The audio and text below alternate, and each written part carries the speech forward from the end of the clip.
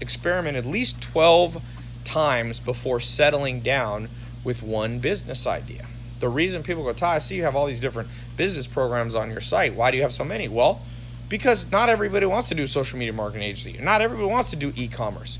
So I build as many programs as I can with realistic ways that I think people can launch their first entrepreneurial business venture. But I don't think that I'll ever find one program that everybody should do, because people are different. Extroverts will do better with social media marketing sometimes, because it's sales, for example, I find extroverts do a little better, although there are always exceptions to that rule. I know some insane introverts that make a lot of money in sales. But my point being is, you got to test 12 things. The average millionaire has definitely tested 3 to 10 different businesses. Look at not Ray Kroc, but look at Colonel Sanders, who started Kentucky Fried Chicken, which now is, it's huge in China. It's a massive multi-billion dollar company. There's a list. There's a good book. I think I have it on my website. It's an autobiography that Colonel Sanders wrote about himself. It's a wild book. He writes in the most grammatically correct way possible. But who cares? He got to the jungle. He got through the jungle to his goal.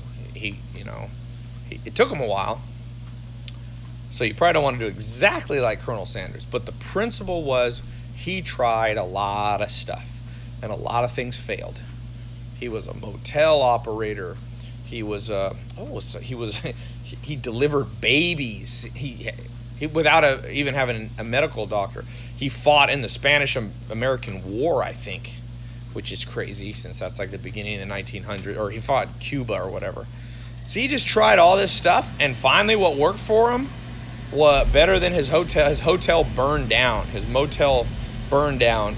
What worked the best was just selling chicken on the side of the road. Who would have thought? And I bet you if you could ask him, he would have said, I wish I had experimented faster. So I want you to do 12 experiments. It might take you a week, it might take you a month, it might take you a year, it might take you a decade. Depends on you. But don't settle down on one thing. Why do I pick the number 12? There's actually science to this. It's called the science of optimal stopping. There's a whole mathematical, you can Google optimal stopping. How many things should you experiment before you just settle down? By the way, if you're going to argue with me on this, or you think this is wrong, just think about marriage. Before you settle down marrying somebody, wouldn't you want to have gone on dates with 12 different people? If you marry the first person you ever meet, like maybe how do you know? You have no benchmark. So in optimal stopping mathematics, the general rule, it depends. There's many facets to this math, but you could just sum it up by saying 12 is a great number. So try 12 things, and if they don't work, shut them down fast. I was reading an article in an interview I was also listening to by Jeff Bezos, and he was talking about how at Amazon they've tried many things. Things that have worked really well was AWS, Amazon Web Services, became a whole nother business around computing, cloud computing, which you would have never thought that a bookseller would also do that, but he experimented and it worked. Another thing that failed, he had some of the hardware, not the Kindle, but I forget, Fire or Stick or something. He was talking about the things that he spent $100 million on that failed.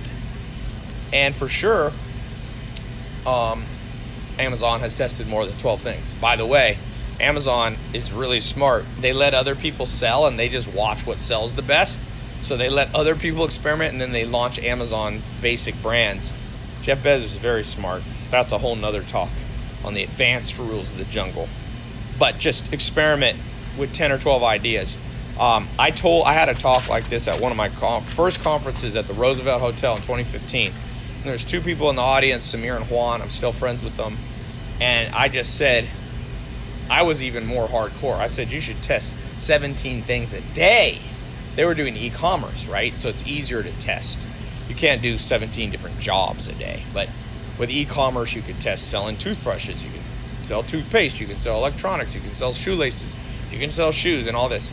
And it took them 6 months of testing 17 things a day until they stumbled upon, I think it was women's clothing or something, that they ended up making like $100,000 in 1 month. and they've gone on to make, more than their first million. But it came through they tested hundreds of things,